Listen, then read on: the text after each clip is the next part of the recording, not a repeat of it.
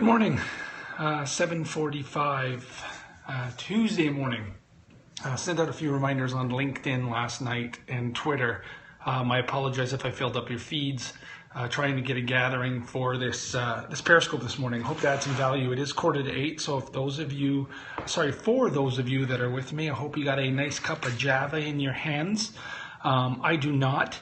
I wish I did. I had a late hockey game last night and didn't get home till 1 in the morning, but I'm going to give you my all this morning in 10 minutes or less, and then I've got a full day ahead of me to manage. So this morning I wanted to talk about personal development strategies. As you know, I've been blogging and had a significant following for me, but then decided to leave that space and do these Periscope blogs. And the reason I did was I want to talk about really some transferable skills and transferable knowledge.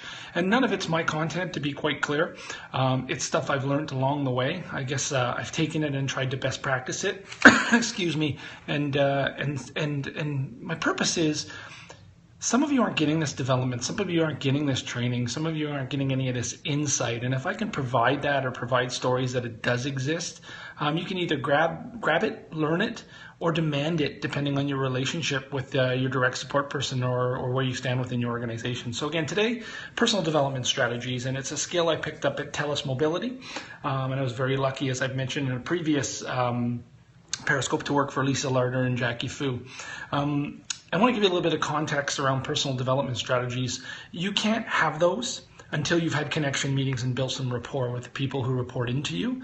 And the reason that being is there's no sincerity on developing their careers and their skills if you're not aligned with why they'd want to do that. You know, do they just want to be good at their job, get a good paycheck, earn a good living, go home and be excellent at what they do and they have no desire to grow? That'll lead you to a different personal development strategy with that individual. Or do they want to grow? Do they see a career development? Do they see it within their functional stream? Those will look at different skills and different development opportunities. And what does that look like if it's traditional promotion as a next in line? Or do they want cross-functional opportunities? You know, do they want to learn another avenue of the business? They've always been in sales and they want to start to see client services, or they want to get into operations, or they want to do marketing. And what does that look in a personal development strategy? But unless you have a connection meeting and you're having regular one-on-ones, the personal development strategies will fall apart. So let's talk about what a personal development strategy is. I know some of you may have been exposed to them and have seen them and been involved, but I'm going to assume you haven't. Excuse me, and if you have, this will be a good refresher.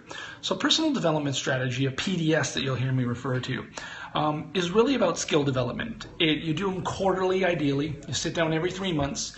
Separate from the functional expectations of the role, what are the development opportunities for that individual to get better at the role they're in, or get prepared for the next opportunity and identify what that is.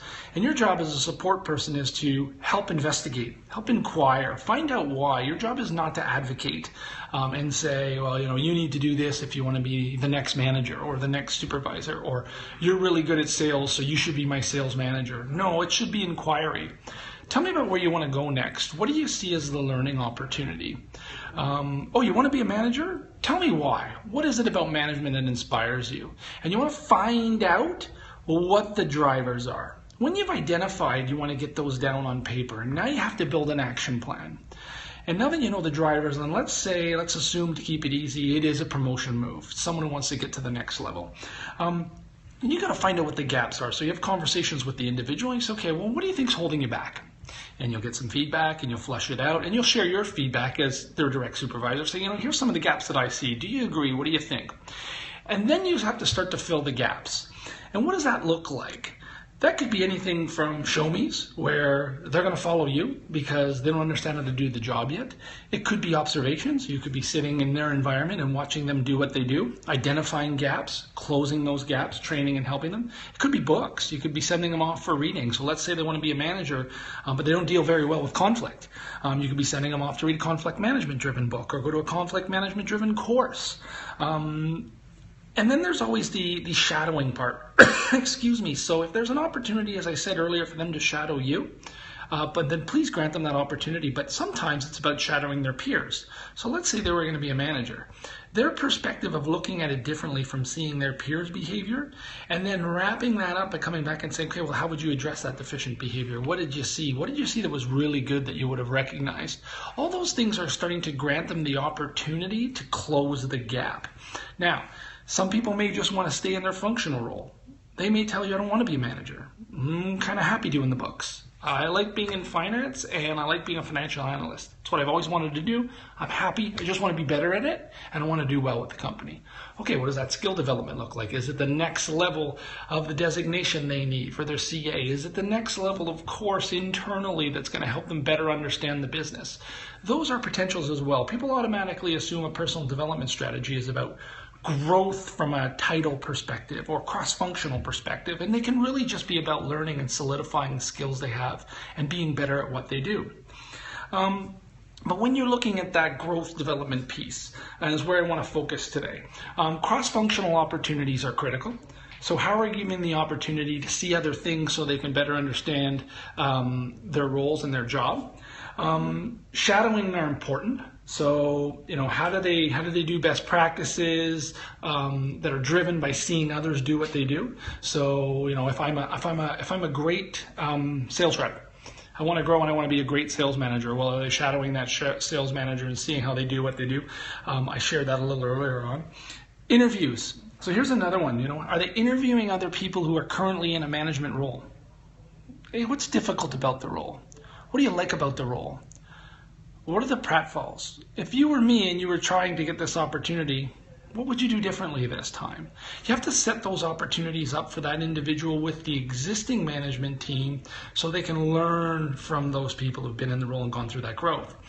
There's two big wins out of that. One is they're already making a connection with their future peer group, and two is they're really starting to understand what they're signing up for. And give them that hands-on experience wherever they can. So why would you do it? Well, why would you do a personal development strategy? You're going to make them a stronger individual. It's going to show that you as a leader are committed to their development. As an individual who's signing up, because personal development strategies are 50-50, right? It's not a manager giving you a plan. As we said earlier on, it's you identifying where you want to go. It's identifying the gaps. It's agreeing to strategies to close those gaps. But what will happen is, as a leader, you're showing your commitment to that individual, and that will drive engagement. You hear a lot of talk about engagement, and engagement is the slide in the middle of the cafeteria of where the food is free, and the nice parking spot, and the video games in the lobby with the beer in the fridge. Those are all important things, but truly for me, engagement is about being involved and feeling like someone values what you bring to work every day, and they're committed to your success. Personal development strategy will do that. Both parties need to take accountability, and that's a really powerful thing. If you're working together with someone on their career and they're accepting that accountability and you're invested, again, engagement will grow, and it's very powerful for your relationship. And the biggest part for me is, and I'm going to share a couple stories about this, it's showing you're ready before the opportunity presents itself. And there's two wins for that. As the leader, you have to, no, I won't reply to that comment. As the leader, you have to basically, take accountability that you have developed the skill. And you can show your leaders that you're developing a team. As the individual who's associated with that opportunity, you're showing the commitment that you want to grow within the organization, and you're doing the work before the opportunity presents itself. So, here's the story. I was at MLSE, Maple Leaf Sports and Entertainment. Yes, I'm a diehard Habs fan, anyone who's followed my blogs or know me. But I worked at MLSE for 5 years, and I quickly became my Leafs are my number 2 team fan. Big TFC fan, big Marlies fan, and we had huge concert business there, but I digress. And I came into the organization as a retail guy. I had done merchandise all my life, sports stores, then as an area manager for a wireless company, big company called TELUS Mobility here in Canada. And I got in the door from a consumer products perspective. I was running all the merchandise programs for the teams, the team store, the online business, and all of that concert business that came in and out of the building. And then that was a whole operation in itself. But what I quickly realized at MLSE is there was growth opportunities. There was multiple departments, and within consumer products, as big as that sounds, because that's a lasting legacy piece that you take home as a fan. This opportunity to do merchandise exposed me to the rest of the business, which was food and beverage, which was security and ushers, which was the live events business, which was building operations, you name it. Thank you. And so I wanted to grow. And I identified that. First off, I needed to get really good at my job. So my boss gave me a good development plan on how to do that, gave me lots of feedback, observations, sent me to conferences, best practicing in other arenas. And when I started to stake my claim there and create some results with my team, I started to put up my hand and said, I want more, I want to learn the business. And to run and progress to where he was at and oversee the buildings, you needed to learn everything. You needed to know how we make ice. You needed to know how the building went from a hockey arena to a basketball court to a concert venue. And usually at MLSE that happened quite often, and it was quite cyclical. I mean, there was a lot of concerts in that building. Unfortunately, there wasn't a lot of playoff games at the time I was there, but there was a lot of concerts. They've changed.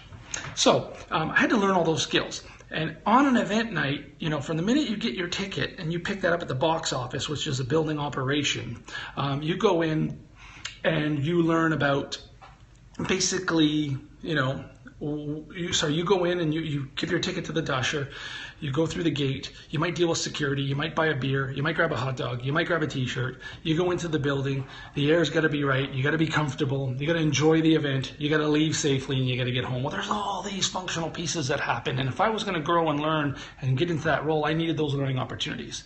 So I interviewed with the director of live events, I interviewed with food and beverage, I spent events with them, I spent time being a duty manager, so let me oversee all the business. But basically what was happening is my boss was exposing me to the job before the opportunity ever came up. There was no opening. The position that I got next, which was GM of BMO Field, there was no soccer stadium, there was no soccer team. It may have been on the strategic plan and he may have known that, but it didn't exist. But I was highly engaged because he was teaching me this stuff and I was learning new things. And I knew that him and I were invested in that development together. And lo and behold, when the opportunity came up, they didn't go outside. They knew I was already trained. They knew I was trained by the cross-functional experts. I got their endorsement and I was ready for the role the best you could be as a rookie GM. So, there's an example of how that worked. I tried to take that down and develop it a little more drilled down and documented and put in these personal development strategies for each of my team in that soccer stadium of that skill that I had picked up at TELUS Mobility.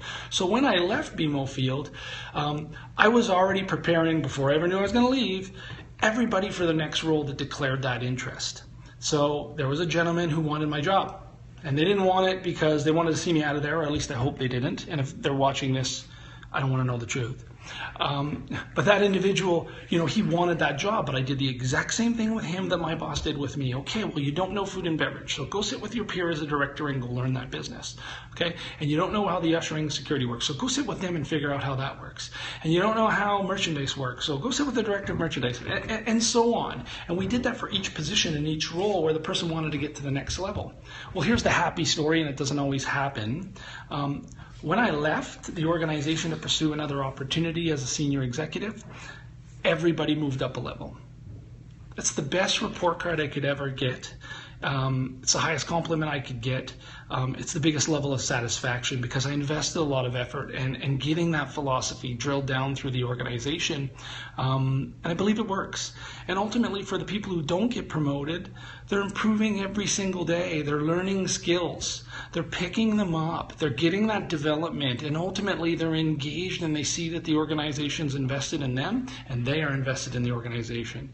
But again, it goes back to the connection meeting. If they have no desire for that, you're wasting your time and you're wasting theirs.